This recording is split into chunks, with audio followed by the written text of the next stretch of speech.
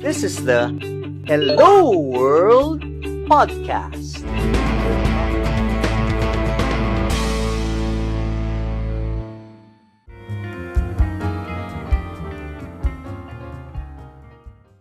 Yung sports background mo, has it really enabled you to become a better coach even outside of sports? Now that you coach and mentor business professionals and executives, how important is that sports grounding to you now coaching others?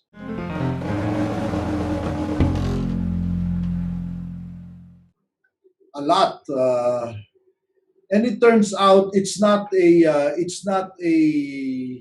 phenomenon that is particular only to me. I discovered that the what was that Fortune 500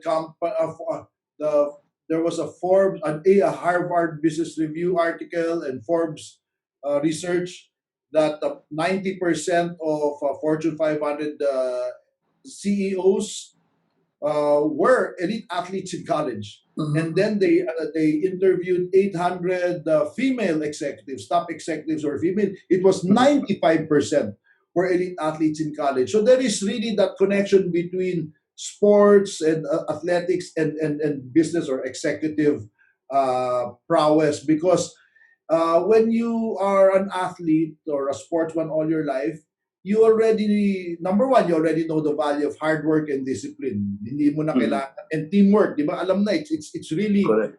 instilled already in us.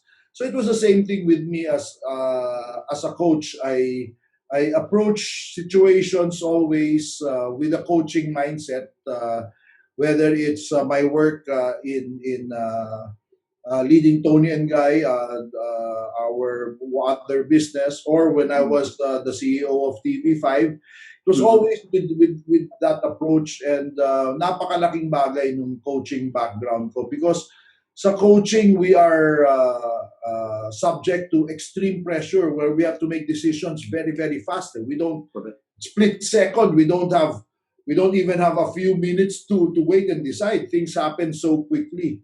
And then our decisions, kita kagad sa scoreboard. It's very, it's very... Kasi under public scrutiny ka pa, yes, no?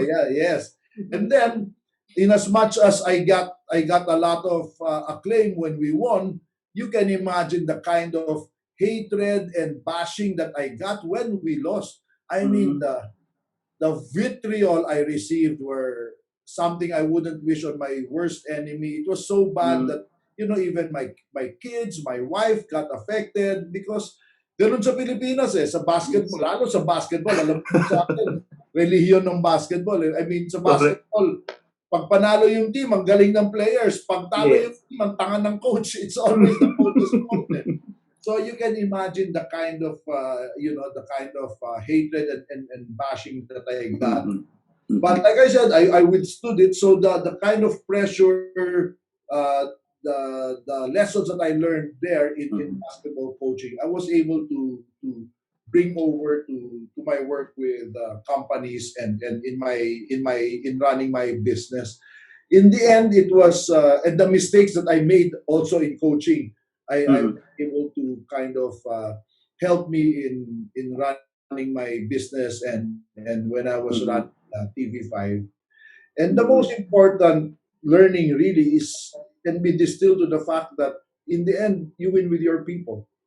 It doesn't matter how technically gifted you are, how much technical skills you have, or how high your IQ is, or how talented you are.